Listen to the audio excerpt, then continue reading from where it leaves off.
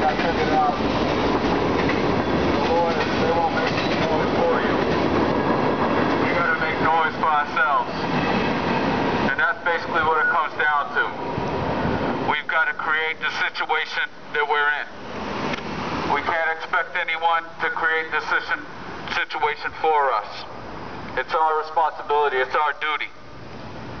So we must come out here and we must raise awareness around these issues of corruption, around the issues of oppression, around the issues of murder, around the issues of rape, around the issues of theft. Now, I recently read in the dictionary that the definition for terrorize is to coerce using intimidation and fear. Using intimidation and fear to coerce.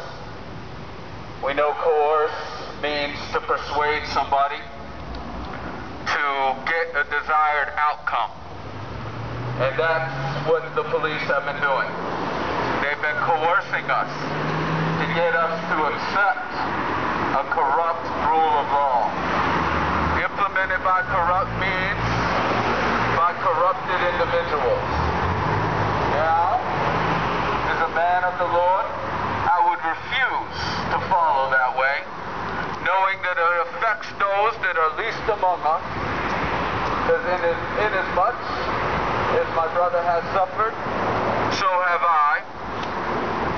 So we have to make this known and established. Now what they do is they send the goon squad.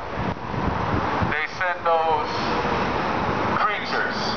They provide the incentives for the creatures to survive, and they give those creatures orders to follow. And those creatures perform the reconnaissance, the spying.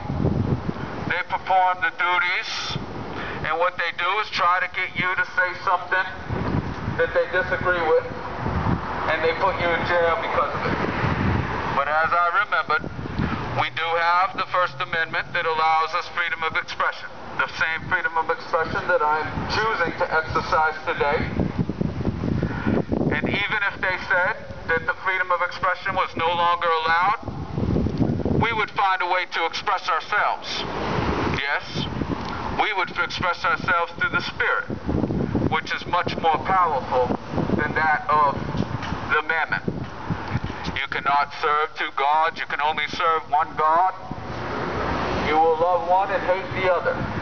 The Christ taught us you cannot serve God and you cannot serve mammon. Now, propaganda has allowed for the illusion to trick people, to fool people, to create a world of deception. And the preacher has sat in the church and he has told the people what they want to hear, because if he didn't do so, he would not have a career. And same goes with the law enforcement, and same goes with the lawyers.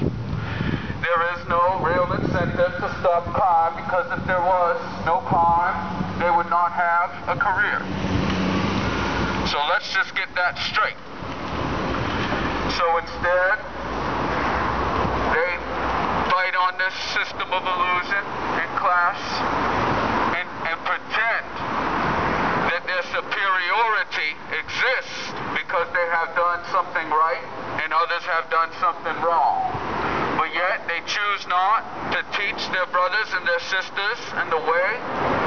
Instead, they choose to judge them, to condemn them, holding the same smote in their eye that was in their brother's eye.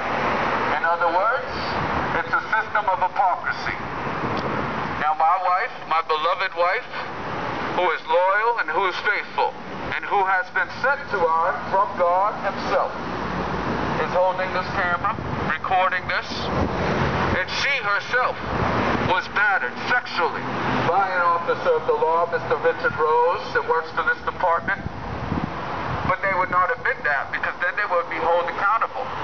So instead, what they do is, like I said, terrorize. They put you in a position where you have a choice. you're either going to face this much time, or you're going to take this plea bargain.